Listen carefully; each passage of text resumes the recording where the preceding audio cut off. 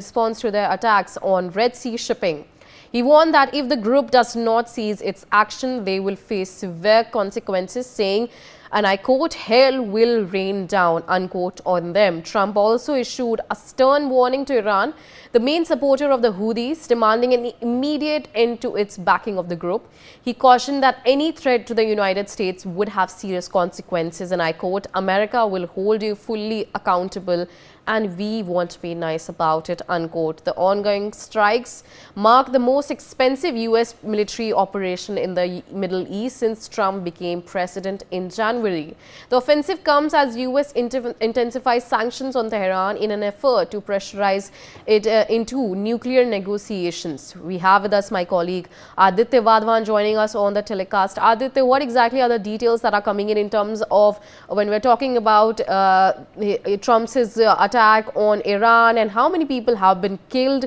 What exactly are the details that are coming in terms of this nuclear negotiation that Trump is cornering Houthis and Iran in terms of that?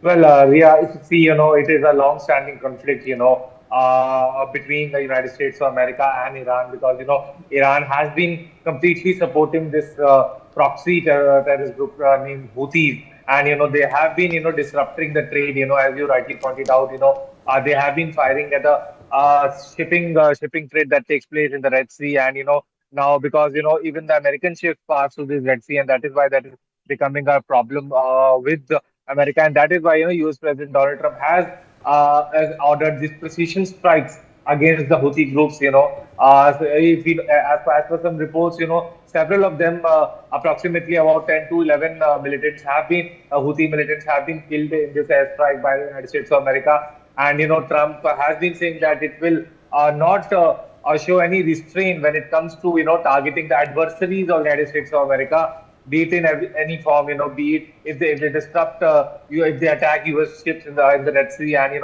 as we know, there is a long-standing conflict with Iran, between Iran and US, and I mean, Iran hasn't been very publicly, so far, if you see, Iran has never publicly denounced that it will withdraw its support for Houthis, and it continues to support them and provide them with the military arms and ammunition and the other military logistics. So now it needs to be seen from here on, since US President Donald Trump has ordered strikes on the Houthis. What will be the next reaction, and how will Iran react to this? Because Iran, Houthis are a direct stakeholder. I mean, because Iran has been supporting Houthis, and due to now Houthis now also taking a center stage in Yemen, it will be a very complex situation in the Middle East. Yes, we also have with us Colonel J.S. Sodhi, international affairs expert, joining us on the telecast. Colonel J.S. Sodhi, in terms of this,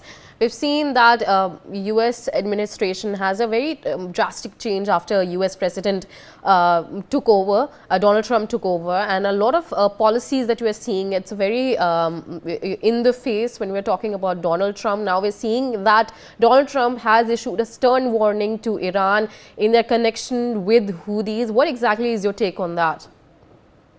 Jai Hind, Riya. It's my honor to be on an esteemed channel.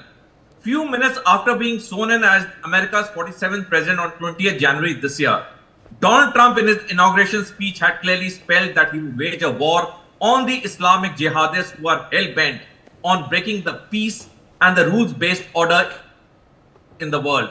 And he has lived up to his words spoken in his inauguration speech by attacking very ferociously, I would say, on the Houthi targets in Yemen, which has resulted in the loss of 15 Houthi terrorists.